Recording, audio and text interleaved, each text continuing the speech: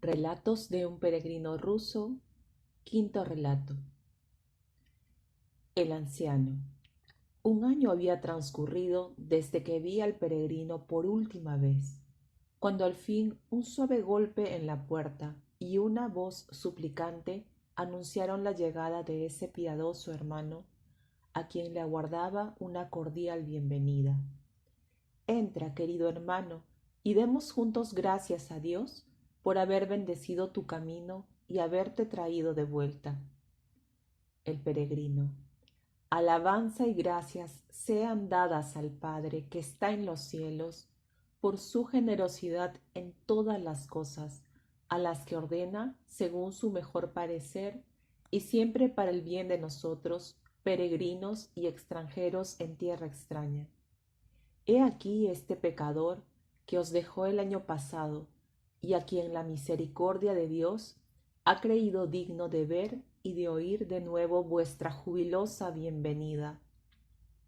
Y por supuesto, vos esperáis oír de mí una descripción completa de la santa ciudad de Dios, Jerusalén, por la que mi alma suspiraba y a la que estaba firmemente resuelto a ir. Pero nuestros deseos no siempre pueden ser satisfechos, y así fue en mi caso, y con razón, porque ¿cómo podría yo, infeliz pecador, ser considerado digno de hollar esa tierra sagrada en la que los divinos pasos de nuestro Señor Jesucristo dejaron su huella? Vos recordáis, Padre, que me fui de aquí el año pasado con un anciano sordo como compañero, y que tenía una carta de un comerciante de Irkutsk para su hijo de Odessa, pidiéndole que me mandase a Jerusalén. Pues bien, llegamos a Odessa perfectamente. En no mucho tiempo, mi compañero compró enseguida un pasaje para Constantinopla y partió. Yo, por mi parte, me puse a buscar al hijo del comerciante por la dirección de la carta. Pronto encontré su casa, pero allí me enteré, para sorpresa y pesar míos, que mi bienhechor ya no contaba entre los vivos. Había muerto tras una corta enfermedad y había sido enterrado 3 semanas antes. Esto me desalentó mucho, pero aún así confié en el poder de Dios. Toda la casa estaba de luto, y la viuda, que quedaba con 3 niños pequeños, tenía tal aflicción que lloraba continuamente, y varias veces al día se desvanecía de dolor. Su pena era tan grande que se hubiera dicho que ella no iba ya tampoco a vivir mucho tiempo.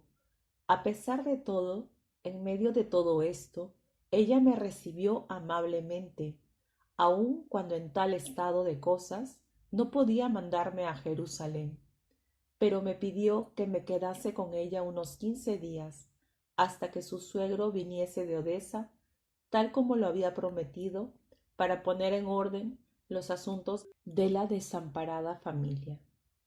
Así me quedé. Pasó una semana, luego un mes, luego otro, pero en vez de venir, el comerciante escribió diciendo que sus propios asuntos no le iban a permitir venir y aconsejando que se despidiese a los empleados y se fuesen todos enseguida a Irkutsk con él. Empezó pues un gran bullicio y ajetreo, y como vi que ya no estaban interesados en mí, les agradecí su hospitalidad y me despedí.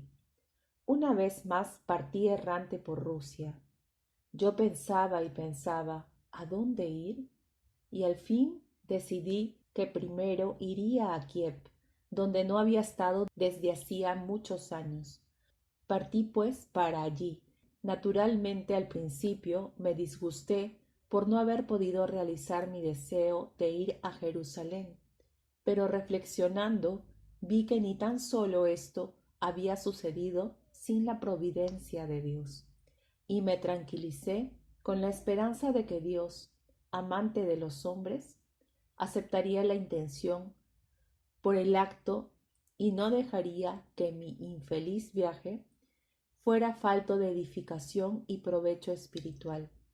Y así fue, puesto que me tropecé con gentes que me enseñaron muchas cosas que ignoraba, y que para mi salvación llevaron luz a mi alma oscura. Si la necesidad no me hubiera puesto en este viaje, no hubiera encontrado a estos bienhechores espirituales míos. Así pues, de día andaba con la oración, y al atardecer, cuando me detenía para pasar la noche, leía mi Filocalia para fortalecer y estimular a mi alma en su lucha con los enemigos invisibles de la salvación. De camino a unas 60 verstas de Odessa, me topé con un hecho asombroso. Había una larga hilera de carros cargados de mercancías. Habría unos 30. Los alcancé.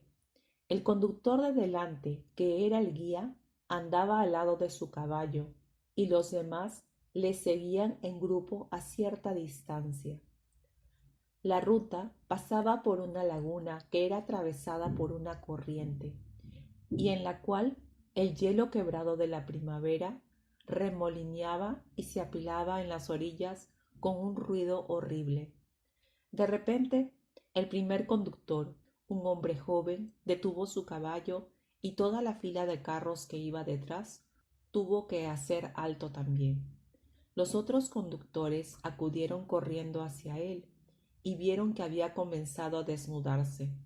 Le preguntaron por qué lo hacía y les respondió que deseaba muchísimo darse un baño en la laguna. Algunos de los atónitos conductores empezaron a reírse de él, otros a reprenderle llamándole loco, y el de más edad, su propio hermano, intentó detenerle, dándole un empujón para hacerle continuar. El otro se defendía y no tenía la menor intención de hacer caso a lo que se le decía. Varios conductores jóvenes empezaron a sacar agua de la laguna en los cubos, con lo que abrevaban a los caballos, y se la arrojaron en plan de broma al que quería bañarse, por la cabeza y a la espalda, diciendo: «Toma, nosotros te vamos a dar un baño». Tan pronto como el agua hubo tocado su cuerpo, exclamó: «¡Ah, qué bien!» y se sentó en el suelo. Aquellos siguieron echándole agua por encima, y en eso a poco se tendió, y allí mismo murió plácidamente. Todos se sobrecogieron sin tener idea de lo que había ocurrido. Los más mayores se agitaron mucho, diciendo que las autoridades debían ser avisadas, mientras que los demás llegaron a la conclusión de que era su destino el tener una muerte así. Permanecí con ellos cerca de una hora, y luego seguí mi camino. Unas 5 verstas más adelante vi una aldea en la carretera, y al entrar en ella me encontré a un anciano sacerdote que paseaba por la calle. Se me ocurrió que podía contarle lo que acababa de ver para conocer cuál era su opinión. El sacerdote me llevó a su casa, y yo le conté el suceso, pidiéndole que me explicase la causa de lo que había ocurrido. «No puedo decirte nada sobre ello, querido hermano, salvo quizás que hay en la naturaleza muchas cosas asombrosas que nuestra razón no puede comprender. Esto creo está dispuesto de modo por Dios para mostrar a los hombres más claramente su gobierno y providencia sobre la naturaleza, por medio de ciertos casos de cambios anormales en las leyes de ésta. Se da la circunstancia de que yo mismo fui en una ocasión testigo de un caso semejante. Cerca de nuestra aldea hay un barranco muy profundo y abrupto, no muy ancho, pero de 70 pies o más de profundidad. Estremece mirar a su fondo oscuro. Han construido una especie de pasarela para franquearlo. Un campesino de mi parroquia, padre de familia muy respetable, fue súbitamente preso, sin ninguna razón, del irresistible deseo de arrojarse desde este pequeño puente al fondo del barranco. Luchó contra la idea y resistió al impulso durante toda una semana. Al fin no pudo contenerse más. Se levantó temprano un día y partió de su casa como un rayo y saltó al abismo. Pronto oyeron sus quejidos y con gran dificultad lo extrajeron de la olla, con las piernas rotas. Cuando le preguntaron la razón de su caída, respondió que a pesar del gran dolor que sufría, su espíritu se había serenado al haber realizado el irresistible deseo que le había obsesionado durante toda una semana, y por la satisfacción del cual había estado dispuesto a perder la vida. Estuvo todo un año en el hospital recuperándose. Yo solía ir a verle y a menudo encontraba a los médicos que estaban a su alrededor. Igual que tú, yo quise escuchar de ellos la razón de este suceso. Únicamente los médicos contestaban que se trataba de frenesí, y cuando les pedí una explicación científica de lo que era esto y de qué provocaba que atacase a un hombre, no podía sacarles nada más, excepto el que este era uno de los secretos de la naturaleza, aún no revelados a la ciencia. Yo por mi parte hacía notar que, si en semejante misterio de la naturaleza uno se volviese hacia Dios en oración y hablase también de ello con la gente de bien, entonces este irrefrenable frenesí de que hablaban no lograría su propósito. En verdad nos encontramos en la vida humana con muchas cosas de las que no podemos tener una comprensión clara. Mientras estábamos hablando, había oscurecido, y pasé allí la noche. Por la mañana, el alcalde envió a su secretario a pedir al sacerdote que enterrase al difunto en el cementerio y a decir que los médicos, después de la autopsia, no habían detectado ningún signo de locura y daban como causa de la muerte un ataque repentino. Fíjate en esto ahora, me dijo el sacerdote. La ciencia médica no puede dar una razón precisa para ese impulso incontrolable hacia el agua. Y así dije adiós al sacerdote y reanudé mi camino.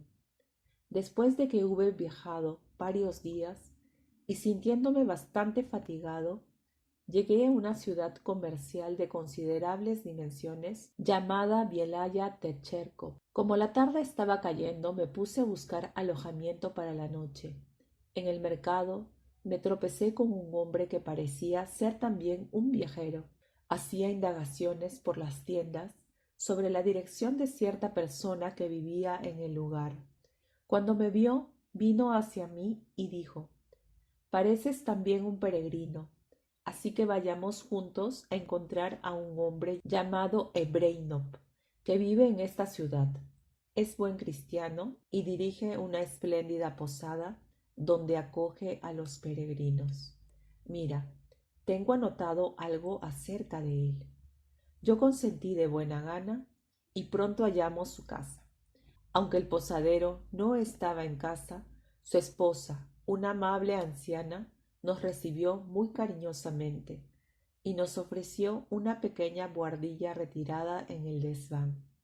Nos instalamos y descansamos un rato. Luego vino el posadero y nos pidió que cenásemos con ellos. Durante la cena se habló de quiénes éramos y de dónde veníamos, y por una u otra razón la conversación vino a parar a la cuestión del por qué se llama Ebreinov. Les contaré una extraña cosa acerca de esto, dijo, y empezó su relato. Verán lo que me pasó. Mi padre era judío, había nacido en Shklov y odiaba a los cristianos. Desde su más temprana edad se preparaba para ser rabino y estudiaba a fondo toda la charladuría judía dirigida a refutar el cristianismo. Cierto día acertó a pasar por un cementerio cristiano. Vio una calavera humana que debía de haber sido sacada de alguna tumba recientemente removida. Conservaba ambas mandíbulas y había en ellas algunos dientes de aspecto horrible. En su arrebato de mal genio, Empezó a mofarse de ella, la escupió, la cubrió de insultos y la dio de puntapiés. No contento con esto, la recogió y la fijó en un poste, como hacen con los huesos de animales, para ahuyentar a los pájaros voraces. Después de haberse divertido de este modo, se fue a casa. La noche siguiente apenas se había quedado dormido, cuando un desconocido se le apareció y le reprendió violentamente diciendo: ¿Cómo osas insultar a lo que queda de mis pobres huesos? Soy yo cristiano, pero en cuanto a ti, tú eres un enemigo de Cristo. La visión se fue repitiendo varias veces todas las noches, y él no logró ni sueño ni descanso. Más tarde, la misma visión empezó a relampaguear ante sus ojos en pleno día, mientras oía el eco de aquella voz reprochadora. Con el tiempo, la visión se hizo más frecuente, hasta que al fin empezó a sentirse abatido, lleno de espanto y a perder la fuerza. Fue a su rabino, quien le cubrió de rezos y exorcismos, pero la aparición no solo no cesó, sino que se hizo más frecuente y amenazadora. En este estado de cosas se supo, y oyendo hablar de ello, un amigo suyo cristiano se puso a aconsejarle que aceptase la religión cristiana y a incitarle a pensar que no había otro medio de verse libre de su perturbadora aparición. Pero el judío era remiso a dar este paso. Aun así, dijo en respuesta: haría de buena gana lo que deseas, con tal de librarme de esta atormentadora e intolerable aparición. El cristiano se alegró de oír esto y le persuadió de que mandase al obispo local una petición de bautismo y de recepción en la iglesia cristiana. La petición fue escrita y el judío, no muy ansioso, la firmó. Y mira por dónde, justo en el mismo momento en que la petición era firmada, la aparición cesó y nunca más volvió a molestarle. Su gozo fue ilimitado y con el ánimo enteramente sosegado, sintió una fe tan ardiente en Jesucristo que se fue volando al obispo. Le contó toda la historia y expresó el profundo deseo de ser bautizado. Aprendió con ahínco y rapidez los dogmas de la fe cristiana y después de su bautizo vino a vivir a esta ciudad. Aquí se casó con mi madre, una buena cristiana. Llevó una vida piadosa y de bienestar, y fue muy generoso con los pobres. Él me enseñó a ser igual y antes de su muerte me dio sus instrucciones al respecto, junto con su bendición. He aquí el motivo por el cual me llamo Ebreinov. Escuché esta historia con respeto y humildad y pensé para mí: qué bueno y cuán benévolo es nuestro Señor Jesucristo, y cuán grande es su amor. ¿Por qué caminos tan distintos atrae a los pecadores hacia sí?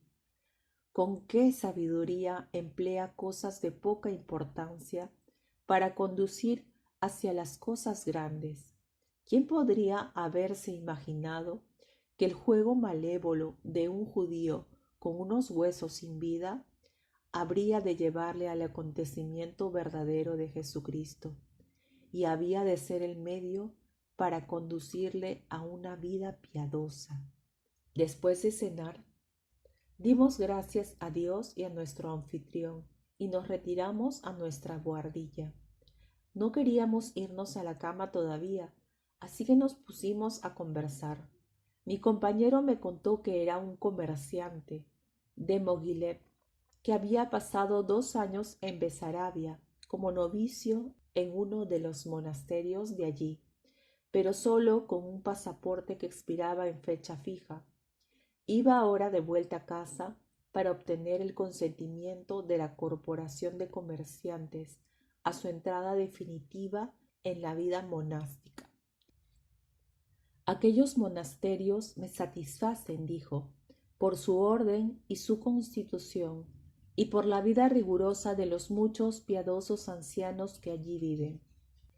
Me aseguró que poner los monasterios de Besarabia al lado de los rusos era como comparar el cielo con la tierra, y me animó a que hiciera como él.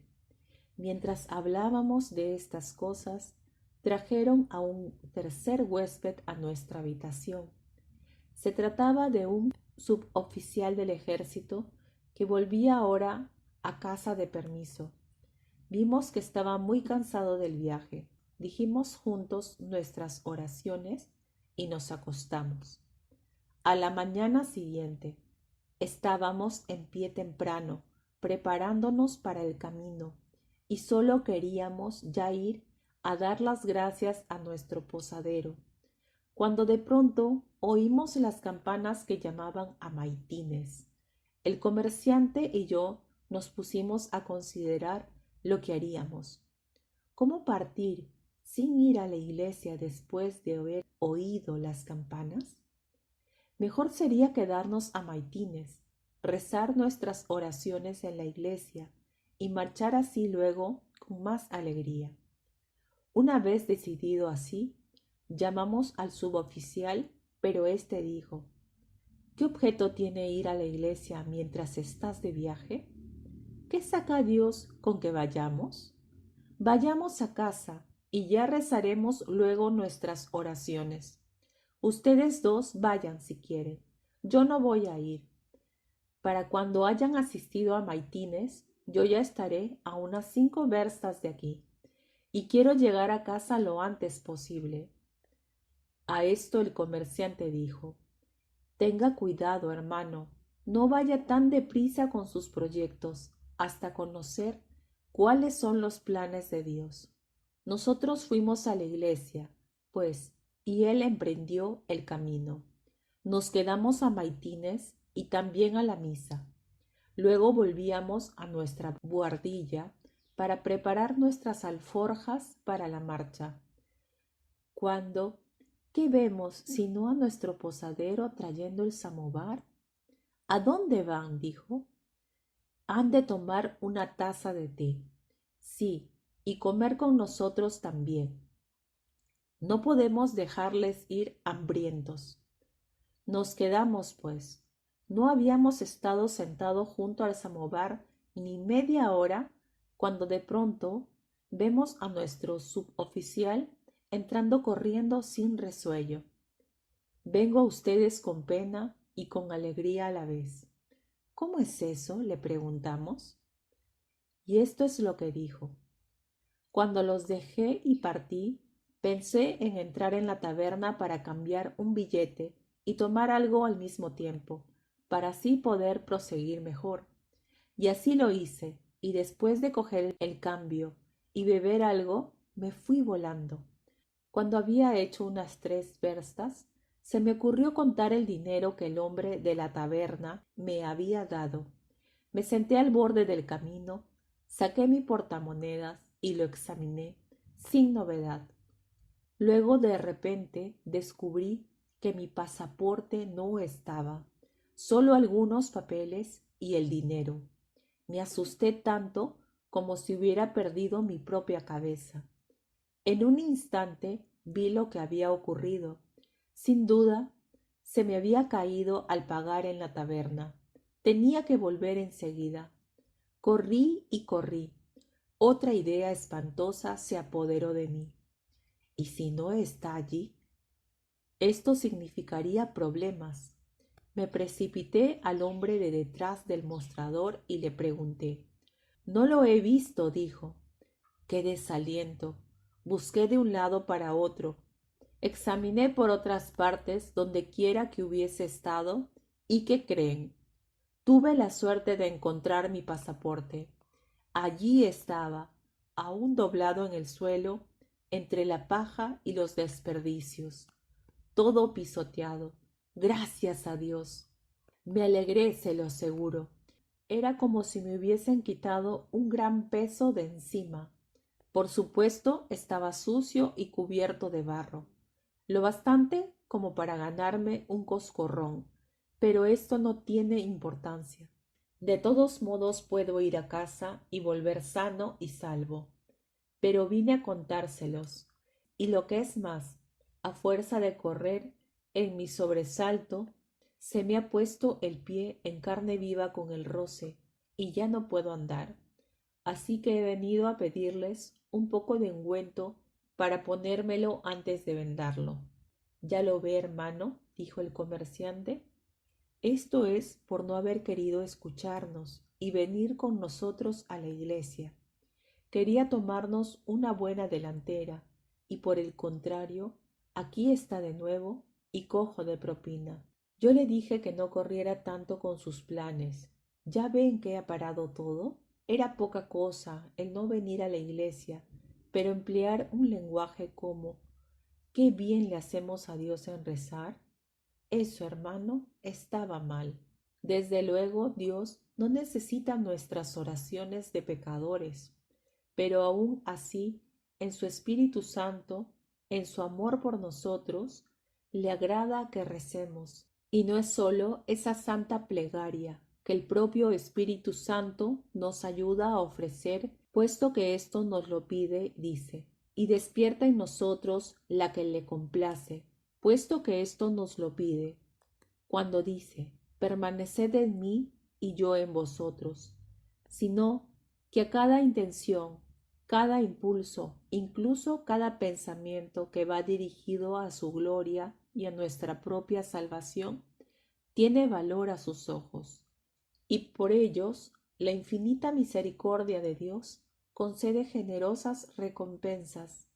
El amor de Dios concede gracias 1000 veces más de lo que las acciones humanas merecen. Si le das el más simple óbolo, te devolverá oro en pago. Si te propones tan solo ir hacia el Padre, Él vendrá a tu encuentro. Dices una sola palabra, corta y sin sentimiento, acógeme, ten piedad de mí, y Él se vuelca sobre ti y te besa. Así es el amor del Padre Celestial hacia nosotros, indignos como somos. Y por causa simplemente de este amor, Él se regocija de cada paso que damos hacia la salvación, por corto que sea. Pero usted lo ve de este modo. ¿Qué gloria hay para Dios y qué ventaja para uno si uno reza un poco y luego deja vagar de nuevo sus pensamientos, o si hace alguna pequeña acción meritoria, como decir una plegaria, haciendo 5 o 10 reverencias, o invoca en un sincero suspiro el nombre de Jesús, o se aplica a algún buen pensamiento, o se entrega a alguna lectura espiritual, o se abstiene de comer, o soporta alguna afrenta en silencio? ¿Todo esto no le parece bastante para su total salvación y cree que resulta infructuoso el hacerlo? No, ninguno de estos pequeños actos es en vano, pues Dios, que todo lo ve, lo tendrá en cuenta y le dará una recompensa 100 veces mayor, no sólo en la vida eterna, sino en esta vida. San Juan Crisóstomo afirma: ningún bien, de cualquier clase, por insignificante que sea, será desdeñado por el recto juez, si los pecados son indagados con tal detalle que responderemos por las palabras, por los deseos y por los pensamientos. Tanto más las buenas obras, por pequeñas que sean, serán tenidas en cuenta con todo detalle y contarán para nuestro mérito ante nuestro juez lleno de amor. Le contaré un caso que yo mismo vi el año pasado. En el monasterio de Besarabia, donde yo vivía, había un anciano, un monje de santa vida. Un día una tentación le asaltó. Sintió un gran deseo de comer pescado seco, y como era imposible conseguirlo en el monasterio en aquel momento, proyectó ir al mercado y comprarlo. Durante largo rato luchó contra la idea, razonando como un monje debería contentarse con la comida habitual de que se proveen a los hermanos, y evitar a toda costa el caer en la gratificación de los propios deseos. Además, andar por el mercado entre la muchedumbre era también para un monje motivo de tentación y algo impropio para él. Al final, las mentiras del enemigo le pudieron a sus razonamientos, y él, riéndose a su propia obstinación, se decidió y salió por el pescado. Después que hubo dejado el monasterio e iba por la calle, reparó en que no llevaba su rosario en la mano y se puso a pensar: ¿qué es esto de ir como un soldado sin espada? Esto es muy impropio, y los laicos que me encuentren me criticarán y caerán en tentación viendo a un monje sin su rosario. Ya iba a volver para cogerlo, cuando palpando en su bolsillo vio que estaba allí. Lo sacó, se santiguó y con su rosario en la mano siguió tranquilamente. Cuando se aproximaba al mercado, vio un caballo parado frente a una tienda, con una gran carretada de enormes cubas. De repente, este caballo, asustándose por algún motivo, se desbocó con todos sus bríos y con gran estampido de cascos se fue derecho hacia él, rozándole el hombro y derribándolo al suelo, aunque sin hacer mucho daño. Acto seguido, a 2 pasos de él, la carga se volcó y el carro se hizo añicos. Él se incorporó rápidamente, por supuesto que bastante asustado, pero al mismo tiempo maravillado de cómo Dios había salvado su vida, ya que si la carga hubiese caído una fracción de segundo antes, él habría sufrido la misma suerte que el carro. Sin pensar más en ello, compró el pescado, volvió, se lo comió, rezó sus oraciones y se acostó.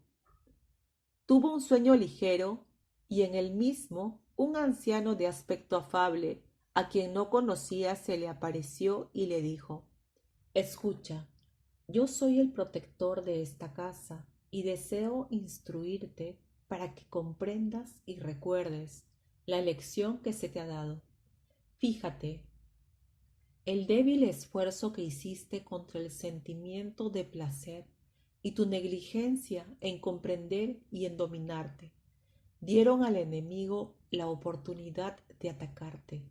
Él había dispuesto para ti esa bomba que explotó ante tus ojos, pero tu ángel custodio lo previó y te inspiró la idea de ofrecer una plegaria y el acordarte de tu rosario.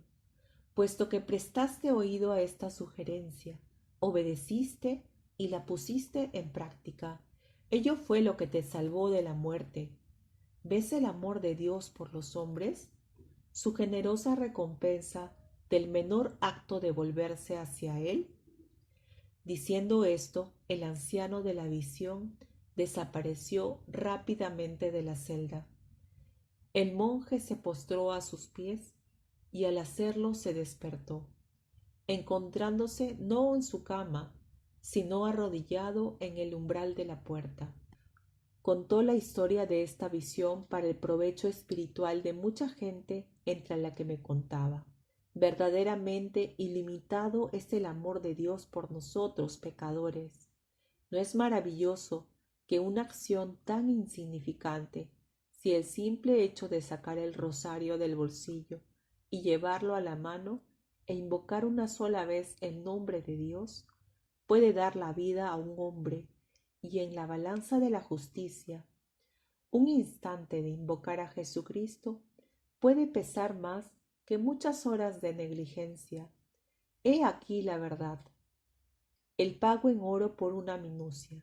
Ve, hermano, cuán poderosa es la plegaria, cuánto el nombre de Jesús cuando le invocamos. Juan de Cárpatos dice en la Filocalia que cuando en la oración de Jesús invocamos el santo nombre y decimos: Ten piedad de mí, pecador, a cada una de estas súplicas la voz de Dios responde en secreto, hijo, tus pecados te son perdonados. Y sigue diciendo que cuando decimos la oración, no hay nada en ese momento que nos distraiga de los santos, de los confesores y de los mártires, puesto que tal como dice San Juan Crisóstomo, la plegaria aun cuando estemos llenos de pecado al pronunciarla, inmediatamente nos purifica. La amorosa benevolencia de Dios para con nosotros es grande. Sin embargo, nosotros pecadores somos indiferentes y no estamos dispuestos a conceder ni una sola hora a Dios en acción de gracias, y trocamos el tiempo del rezo, que es lo más importante, por los cuidados y ajetreos de la vida cotidiana, olvidando a Dios y a nuestro deber. Es por esta razón por la que nos encontramos a menudo con desgracias y calamidades, pero aun éstas son empleadas por la amantísima providencia de Dios para nuestra instrucción y para que volvamos nuestros corazones hacia Él. Cuando el comerciante hubo terminado su plática, yo le dije: «Qué consuelo habéis llevado a mi alma pecadora. También vuesa merced me prosternaría a vuestros pies». Oyendo esto, él se puso a hablarme así: «Ah, parece que eres amante de las historias piadosas. Espera, pues voy a leerte otra parecida a la que le he contado a él. Tengo aquí un libro con el que viajo llamado Agapia, o la salvación de los pecadores, que contiene muchas cosas admirables». Sacó el libro de su bolsillo y empezó a leer una historia muy hermosa sobre un tal Agatónic, un hombre devoto, quien desde su infancia había sido enseñado por sus piadosos padres a rezar cada día delante del ícono de la Madre de Dios la oración que empieza por «Regocíjate, doncella, encinta de Dios». Y así lo hacía siempre. Más tarde, cuando creció e inició su propia vida, se vio absorbido por los cuidados y ajetreos de la vida, y sólo rara vez rezaba la oración, hasta que la abandonó totalmente. Un día dio alojamiento para la noche a un peregrino, quien le contó que era un eremita de la Tebaida y que había tenido una visión en la que se le ordenaba ir a un tal Agatónic y reprenderle por haber abandonado la oración a la Madre de Dios. Agatónic dijo que la razón era que había rezado la oración durante muchos años sin observar resultado alguno. Entonces el eremita le dijo: «Recuerda, ciego y desagradecido, cuántas veces esta oración te ha auxiliado, te ha evitado una desgracia. Recuerda cómo en tu juventud fuiste prodigiosamente salvado de ahogarte. ¿No recuerdas cómo una epidemia se llevó a muchos de tus amigos a la tumba y tú conservaste la salud? ¿Recuerdas cuando viajando con un amigo ambos caísteis de la carretera y él se rompió una pierna mientras que tú saliste ileso? ¿No sabes bien que un joven conocido tuyo, que gozaba de buena salud y era fuerte, yace ahora enfermo y débil, mientras que tú estás sano y no sufres dolor alguno?» Y le recordó a Agatónic muchas otras cosas. Al fin dijo: «Has de saber que todos esos males te fueron conjurados por la protección de la Santísima Madre de Dios, gracias a esa corta oración con la que elevabas diariamente tu corazón a la unión con Dios. Vigila ahora, continúa con ella, y no dejes de alabar a la Reina del Cielo, no fuese que ella te desamparase». Cuando hubo terminado de leer, nos llamaron a comer, después de lo cual, sintiéndonos con fuerzas renovadas, Dimos las gracias a nuestro posadero y emprendimos la marcha. Nos separamos y cada uno tomó por donde estimó mejor. Anduve unos 5 días, alentado por el recuerdo de las anécdotas que había oído del buen comerciante de Bielya Tacherkov, y ya me había estado aproximando a Kiev. De pronto y sin motivo alguno, empecé a sentirme desanimado y triste, y mis pensamientos se hicieron sombríos y depresivos. La oración salía con dificultad y una especie de indolencia se apoderó de mí. En esto, viendo un bosque de espesa maleza al lado del camino, me introduje en él para descansar un poco, buscando un sitio retirado para sentarme bajo un arbusto y leer mi Filocalia, para estimular así mi débil espíritu y confortar a mi ánimo medroso. Hallé un lugar tranquilo y empecé a leer a Juan Casiano en la cuarta parte de la Filocalia, sobre los 8 pensamientos. Cuando llevaba leyendo felizmente una media hora, reparé inesperadamente en la figura de un hombre a unos 100 metros de allí, y más hacia el interior del bosque. Estaba arrodillado y absolutamente inmóvil. Me alegré de ver esto, pues colegí naturalmente que estaba rezando y me puse a leer de nuevo. Seguí leyendo durante 1 hora o algo más, y luego levanté otra vez la mirada. El hombre seguía arrodillado allí y no se movía. Todo esto me impresionó mucho y pensé, ¿qué servidores de Dios tan devotos hay? Mientras yo le estaba dando vueltas a esto, el hombre cayó de pronto al suelo y quedó tumbado inmóvil. Esto me sobresaltó, y como no había visto su cara, ya que había estado arrodillado de espaldas a mí, sentí curiosidad por ir a ver quién era.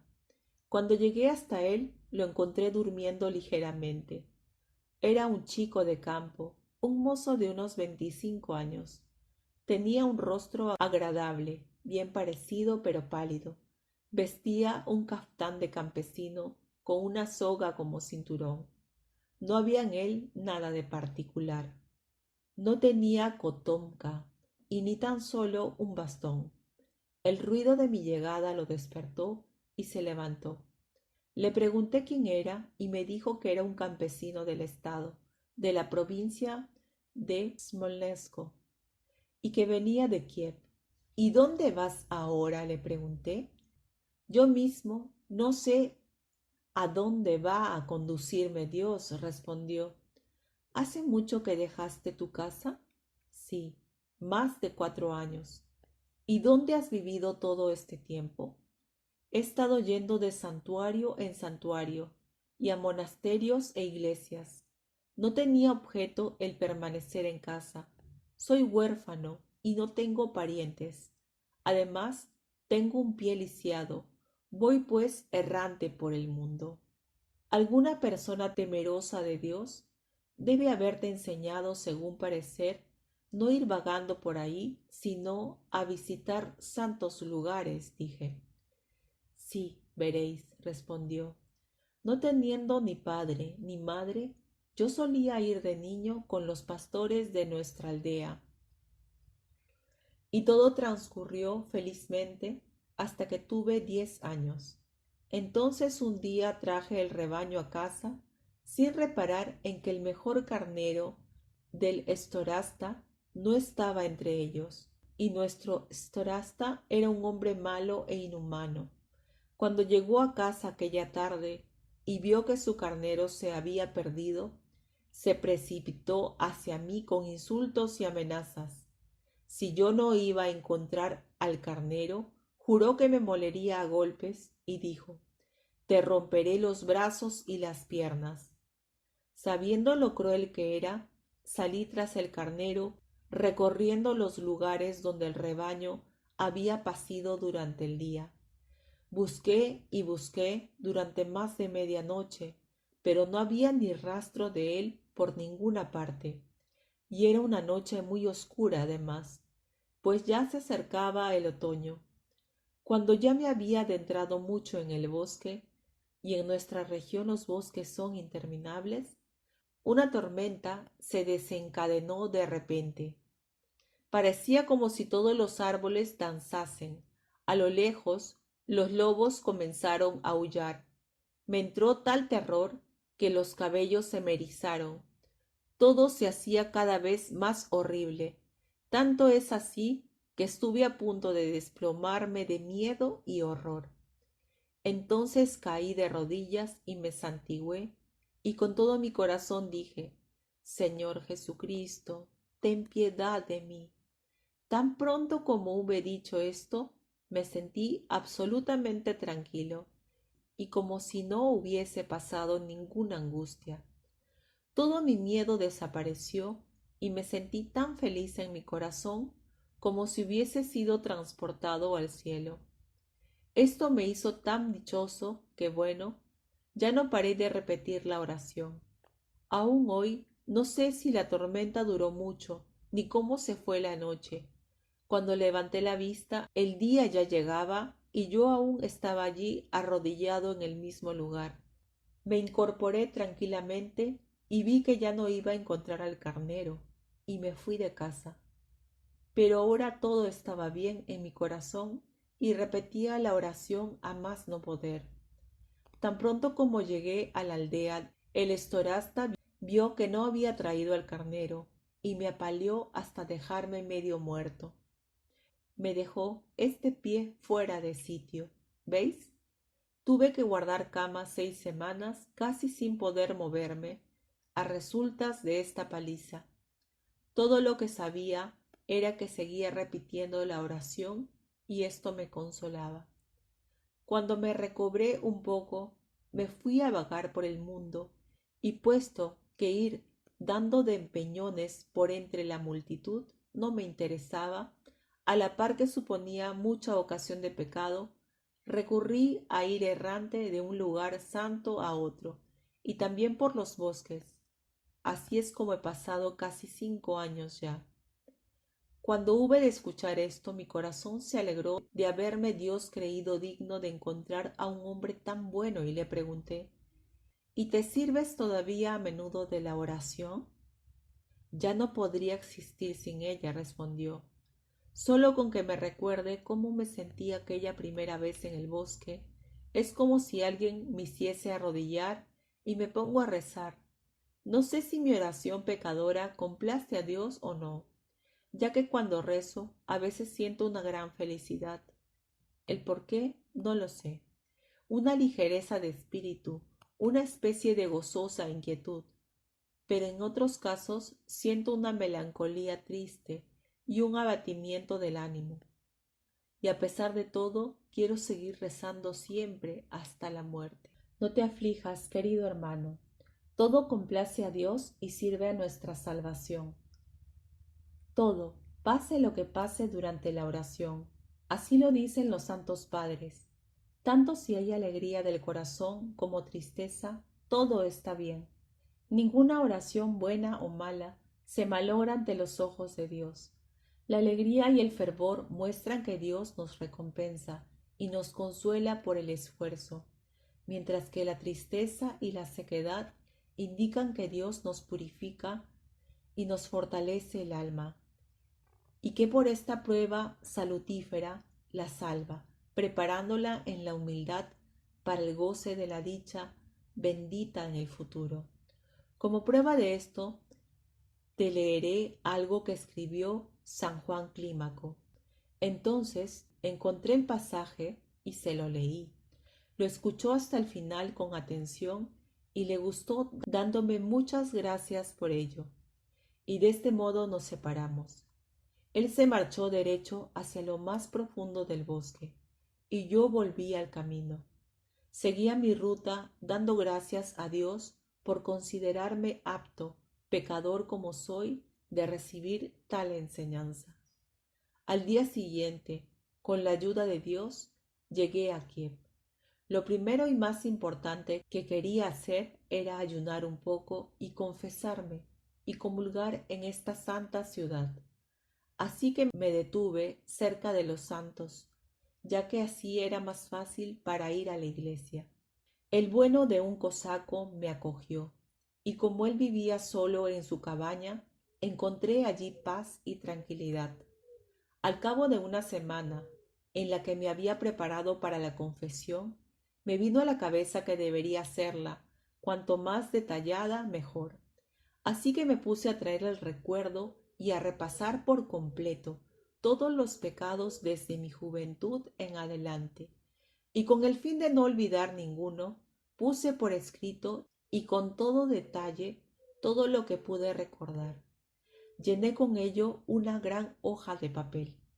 Me enteré de que en Kitaevaya, Pustina, a unos 7 verstas de Kiev, había un sacerdote de vida ascética, que era muy sabio y comprensivo.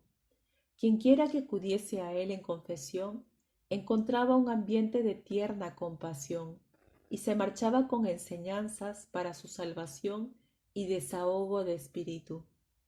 Me alegré mucho al enterarme de esto, y me fui hacia allí enseguida. Después que hube pedido su consejo y hubimos hablado un rato, le di a leer mi hoja de papel. La leyó por entero y luego dijo: Querido amigo, mucho de lo que has escrito es absolutamente fútil. Escucha. Primero, no traigas a confesión pecados de los que ya te hayas arrepentido y te hayan sido perdonados. No vuelvas sobre ellos de nuevo, puesto que esto sería dudar de la fuerza del sacramento de la penitencia. Segundo, no hagas memoria de otra gente que haya tenido relación con tus pecados. Júzgate solo a ti. Tercero, los santos padres nos prohíben mencionar todas las circunstancias de los pecados y nos ordenan confesarnos de ellos en general, a fin de evitar la tentación tanto para nosotros mismos como para el sacerdote. Cuarto, has venido para arrepentirte y no te arrepientes de que no sepas arrepentirte. Esto es de que tu arrepentimiento sea tibio y negligente. Quinto, has repasado todos estos detalles, pero has pasado por alto lo más importante. No has revelado los pecados más graves de todos. No has confesado ni anotado que no amas a Dios, que odias a tu prójimo, que no crees en la palabra de Dios y que estás henchido de orgullo y de ambición, una inmensa cantidad de maldad, y toda nuestra perversión espiritual residen en estos 4 pecados. Ellos son las raíces de las que brotan los retoños de todos los pecados en que caemos. Quedé muy sorprendido al oír esto y dije: Perdón, reverendo Padre, pero ¿cómo es posible no amar a Dios nuestro Creador y nuestro guarda? ¿Qué hay en qué creer sino en la palabra de Dios, en la que todo es verdadero y santo? Yo quiero bien a todos mis semejantes, ¿y por qué iba a odiarlos? No tengo nada de qué enorgullecerme. Además de tener innumerables pecados, no tengo nada digno de ser ensalzado. ¿Y qué podría yo codiciar con mi pobreza y con mi mala salud? Naturalmente, si yo fuese un hombre culto o rico, entonces sin duda sería culpable de las cosas de que habláis. Es una lástima, querido, que comprendáis tan poco lo que dije. Mira, vas a aprender más deprisa si te doy estas notas. Esto es lo que siempre uso para mi propia confesión, y léelas de cabo a rabo, y tendrás de forma lo bastante clara una muestra exacta de lo que te acabo de decir. Me dio las notas y me puse a leerlas.